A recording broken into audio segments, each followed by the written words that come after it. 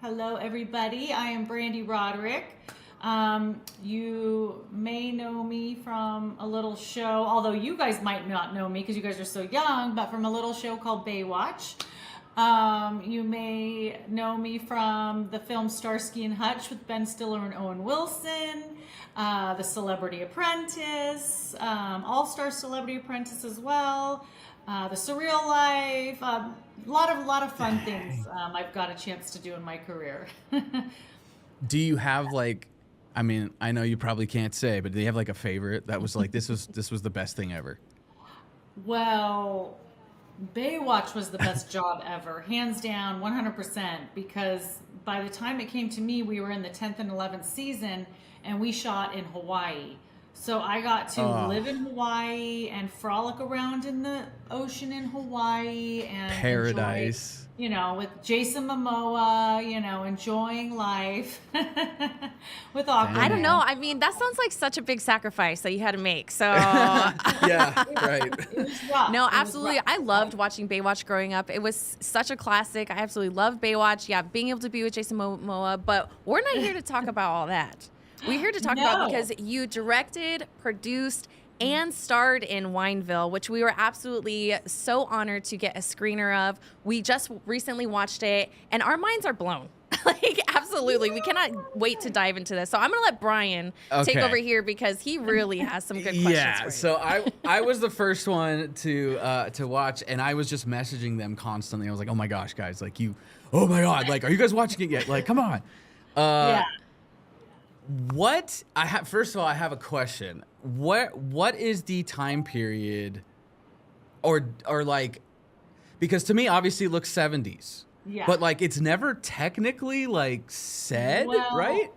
Okay, so it was based in 1978, but the way that you have to figure it out is because it talks about in the very beginning when I'm driving the car and the radio's on, it has the DJ saying, "Hey guys, gas prices are 30 cents, whatever, and President Nixon is going into blah." So it kind of gives like the current events of that time. Oh, okay. So we didn't want it to be like posting, 1978. Wanted to get a little creative. So on the radio, the guy's talking about current events in 1978. So unless you're like really listening and paying attention, or if you're maybe younger and might not know what he's talking about, then maybe Yeah, you wouldn't yeah. know. But that can slip by for sure. But yeah, it was 1978. I was watching like a hawk to see just like how detailed you guys made everything, from the appliances to the vehicles to the clothes. I mean, even just like the way you talk, you know what I mean? You can't use mannerisms of today. So it's like, I was just like, I was really just like, let's see. And I gotta say, flawless. Like you Let did. me It tell was, you. I loved it. Well, I'm so Absolutely. glad Now that you say that and you didn't catch on to anything, because that was huge. Like everyone I talked to about doing a period piece, all my, very experienced producers and directors, you have to be really careful about everything that you see that would be current. Like, for example, one of the shots, we were going up the stairs to Tessa's bedroom, and there was a modern thermostat. So we had to make sure we covered that. There was also another shot where there was a modern, which you wouldn't think they had modern ones, a modern fire extinguisher. So we had to digitally take that out in post because we caught it on camera. So there's all that kind of stuff. So I was hoping I caught everything. So I'm glad you didn't notice anything, because I really tried to do nothing. I was really watching. You did Yeah. like excellent. I was actually, that was one of the things that I wanted to commend, and one of the things I liked about it so much is I could tell you guys like care, because you literally made sure everything was, and I was looking everywhere. It was so well done. And I had another question. Yeah. So first of all, this is your directorial debut. Yes. So you directed and obviously starred in. Do you find like directing easier, harder, or acting? Like, do you like one side more? Was it hard to do both at the same time? I love it all. And yes, it was very hard to do everything, because also I'm the producer. the main producer, so I'm the one running around. I was running around doing everything and had to put out every fire. So I was dealing with everything on top of, trying to, do my lines and, the whole thing, then get right into character. But the thing that made it easy for me is we created a character that is much like myself, in the sense I already knew I wanted to create a character that was a fighter that would fight and do anything for her son. And as you may or may not know, the little boy in the film is my real son in real life. So that when time came to do the scenes, it was all very real and it was conversational, and it's like the way that I would talk with my real son. So it's not like I had to go dig deep, because that would have been really hard if I had to like dig deep into a character doing something crazy and try to direct and try to produce. So it was a little strategic by creating a character that's very much like similar to myself and my relationship with my kid, so that it just flowed and it was easy and conversational.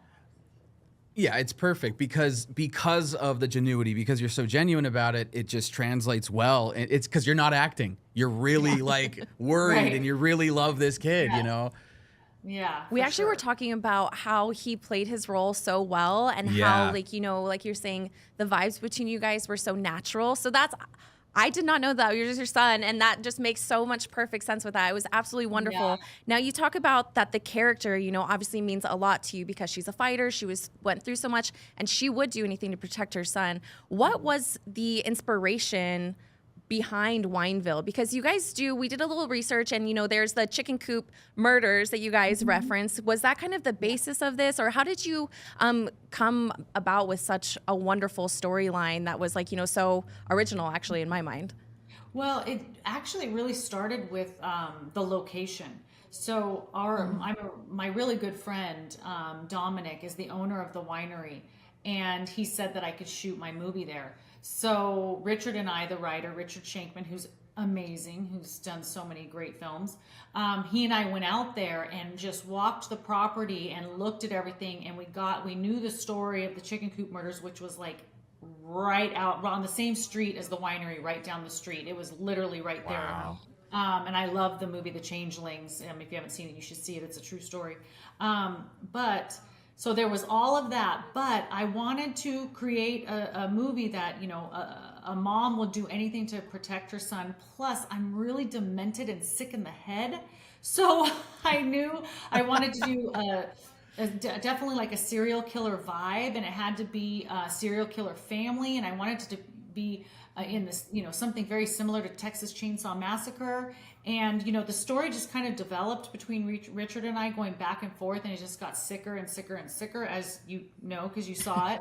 But I wanted to just shock people, and I wanted to push the envelope, and I wanted to have lots of plot twists. I wanted to keep people guessing and be shocked and surprised at more turns than just one, especially the one at the end. Well, perfect. We were talking about it on the way here. We loved the pacing of the movie, the way you kind of think like, okay, maybe it's just going to be a slasher. How's it going to go? And then your brain automatically is trying to find movies that it's like. It tries to connect, and so you're like, oh, maybe it's like this, maybe it's like this. But the way you do it is you escalate things, and then it just gets more sick, and then it's like, oh. Right. And it's like you really take it to like very dark. Like I was just like, hey, trigger warning, there's some stuff in here, it's getting pretty intense. I'm just letting you guys know. But I just thought like it was extremely like just impactful. Like it was very you feel it hits everything, and even the kills, I was blown away. I was like, wow, you guys have really good effects. And like, it was brutal. Like there was some vicious moments. I think you guys captured that really, really well. And that is really hard to do. It is. And as far as like you were saying with the kills, we had an amazing practical effects team, and they've done like huge blockbuster films. So we were lucky enough to get him, because I met him 16 years ago on the horror film I did called Snoop Dogg's Hood of Horror. And he did that film. So I called in a favor, and now since then he's like blown up. But I called him in, and he came in to do the film for me. Oh, So that's I was really awesome. excited that he did it. So that's why the practical effects are so good. Yeah. Now, Brian mentions like, there are some trigger warnings in here. There's definitely some heavy themes. Why is it important, do you think, to kind of show these things, but showing that, it didn't like minimize who she was as a person, and she still was able to be successful. She still was able to be a strong woman, be like a wonderful mother. Was that something that you had in your mind to be like shown purposefully? Was that something that you thought about while you were like directing this film and producing it? I think that just with trauma, right, with children or teenagers, trauma can take you in one or two ways. It can either make you a strong, badass bitch survivor, or it can make you really weak and go down a really wrong path. So it was one or two ways. So in order for this film to be right, you have to be the badass bitch that went through it and came out stronger. And I would like to think and hope that most people would, but so I think that's why we took that path, and you needed to have that type of woman and character to really get through that, and and be able to come And it's perfect fight what's because, in like you front said, of her. yeah, it's like it's your son, so it's like that dynamic is already there. It's natural. It's awesome. Yeah, and also tell him I was blown away. I thought he was like really, really, really good. Usually kid actors, I'm like, nah. But I was like, wow. Like he was actually really good, especially in the scene when he was being dragged off the couch. Yeah. And I was like, I was looking and I was like, ooh, that probably hurt. And he didn't even like flinch. And I was like, wow, he's good at playing dead. Like Right. Well, really, he's a really tough well kid. done. He's tough, and he's like bumping over the wood, and he's a Yeah. tough kid. Definitely. Now, Wineville just hit streaming. Where can people learn more about it? Where can they watch it? And then also, too, is there anything, is there a Wineville 2 in the works Any happening? plans? Any future? Can you toss us something? Well, I mean, if they'll let me come back and shoot at the winery again, but I don't know if they want us back. I mean, it was 2 weeks of hell for them. No, but Oh, they no. might.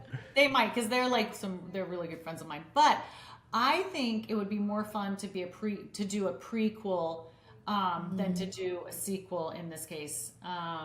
To kind of go back to why Edmund was so sick and started. He was obviously the start of the the serial killer family. Right. So I think that could be kind of a fun, I don't know, doing something like that, where it goes back in time as opposed to the future. Or both, you never know. You never know. Right. That's why you're the director, not me. Yeah. You can do whatever you want. You could do all kinds of fun stuff. But people can see it everywhere that you normally stream and rent movies. Amazon, Apple, Google Play, all your cable network providers. So yeah, and definitely, of course, Prime Video, Amazon, everyone's going to. And then Okay, and I have to ask. So sorry, we're on a little bit of a lag here for anyone who's watching. I don't mean to keep on interrupting you, but I have to ask you, okay, so this winery, is it visitable? Can people actually go see where you filmed Wineville, or is it a private winery that people are not encouraged to go visit? No, you definitely can. It's called the Galliano Winery, and it's in Mira Loma, California, which used to be called Wineville, California, but now it's Mira Loma. And it is one of the oldest, if not the oldest winery in Southern California, which makes it really exciting. And, everything there, like we said, really was from the early 1900s, like all of the equipment from the 20s to the 50s to the 70s, all the old buildings, all that whole place was built in the early 1900s. So it's really cool. And it's actually a really killer, fun, beautiful winery to go to.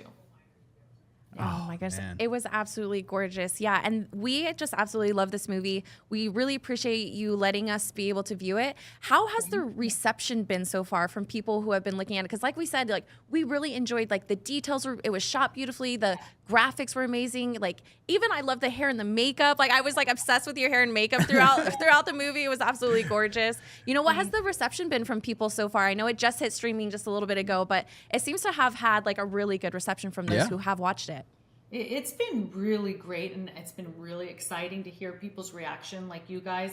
And the one thing that's been really fun for me is when people are done, they're like, holy shit, I was not expecting that. Like it's Yep. the twist at the end, people are shocked about. And I'm just so glad that people aren't figuring it out throughout the movie and that it really is a shocker. So that's one thing that I'm loving hearing all the time. And then something fun that I've been doing through social media is a couple things actually. When people go and they go to watch the movie and they grab a glass of wine, take a picture with themselves watching the movie, I am retagging that photo. So they tag us and then we show the photo for them. And then another I fun love thing that. we did, if people DM me their review, if they rate and review it, then I do a shout out on my social media to that person. So it just kind of helps. I build just up saw other- your story on Instagram. Yeah. Yeah, so it helps, build up other people's Instagrams if they want, or something by shouting them out. So I'm just doing fun things like in exchange, for people watching the movie. So speaking of Instagram, do you have other social media? Like what are you on all the time that people can follow you on? So for me, it's Brande Roderick, my name. It's, Instagram, Facebook, Twitter, YouTube, Brande Roderick TV. And then Wineville Movie has all the same ones. Wineville Movie is on Instagram and Facebook and Twitter. So, and there's also winevillemovie.com if you want an autographed DVD. So the cover of the DVD is myself and my son, and we both autograph it. So you can get those on winevillemovie.com. Oh, cool. And that has all That's the awesome. behind the scenes stuff. We have the actor auditions. We have the character interviews and all this fun, like behind the scenes stuff in the DVD, which is cool. That is so fun. And did I hear you slip in the fact that, did you guys film this whole movie in just 2 weeks? Yes. Yep. Wow. Yeah. That was is stressful. incredible. And What was do you that guys- process like? Well, it was crazy. It was 12, what do we do? 10 to 12 hour days. I think they were 12-hour days. Oh, 6 days a week. But do you guys get like filmmakers and stuff that go on and watch your show as well? Like indie horror film, people that are trying to make horror? yeah, here and there. Well, the one thing I will say to any new filmmaker, do not wait until the last day to do the most important scene, because we did the last scene in the movie, because you saw it, but we did that on the last day, and we were trying to get it done before the sun was coming up. So we were like fighting the sun, and we had been up for 24 hours, and we were all like zombies doing that last scene. We're like, hurry! And it was our last day there, so we had to get it done. We did it, obviously, but man, that was stressful. So do that more towards the beginning of your shoot, if your most important scene. Don't wait till the last day. Save the crappy scenes for last. Well, you could argue though that the sleep deprivation and added stress probably made it even look more panicked and stressful. So once again, yeah, for the actors, yeah. But unfortunately for you, you're Right. like, I have to direct all these people and I have to act. Like, oh my gosh. Yes, I have to get this done. It has to be done. Yeah, no, but it was awesome. It was great. Yeah, but we got it done in the 2 weeks. So, yeah.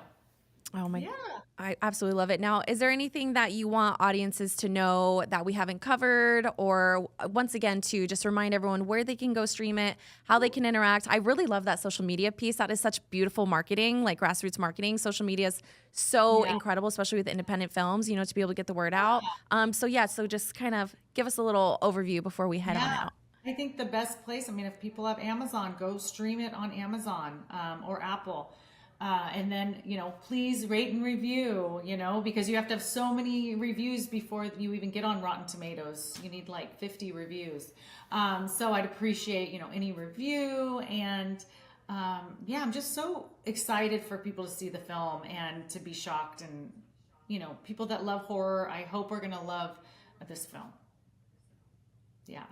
Well, thank you so very much for sharing it with us and allowing us to see it and talk about it. And yeah, we were just like really honored that you wanted to be a part of this. And so thank you so much. Thank you guys. Last thing, how did you find us? Well, I found you on YouTube because I was researching horror enthusiast podcasts, and you guys came up.